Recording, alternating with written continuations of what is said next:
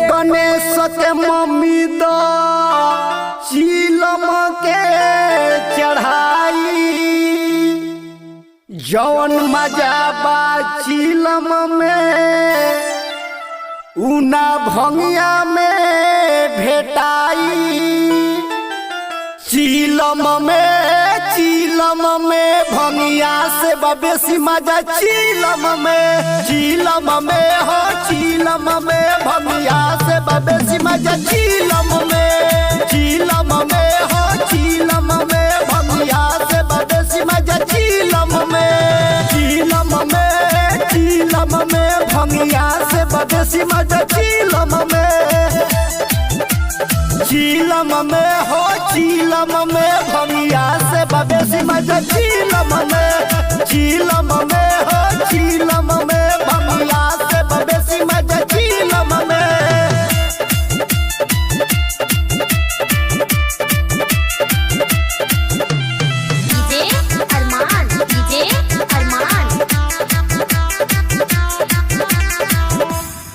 ए गणेश के मम्मी द भंगिया के पियाई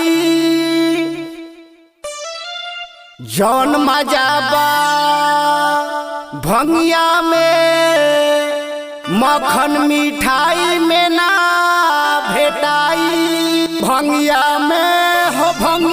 में मिठाई से बेसी मजा भंगिया में मिठाई से बेसी मजा भंगिया में हो भंगिया में मिठाई से बेसी मजा भंगिया में हो भंगिया में मिठाई से बेसी मजा भंगिया में।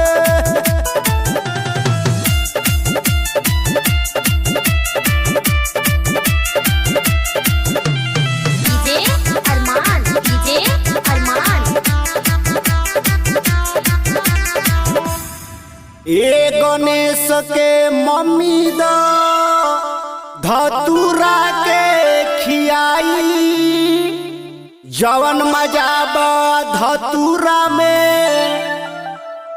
उ दूध मलाई में ना भेटाई। धतूरा में मलाई से बेसी मजा धतूरा में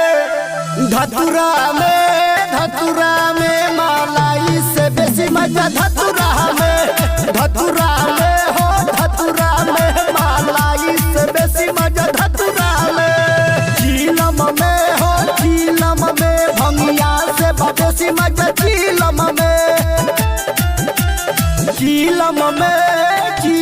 में बा भंगिया से बेसी मजा चीलम में बा भंगिया से बेसी मजा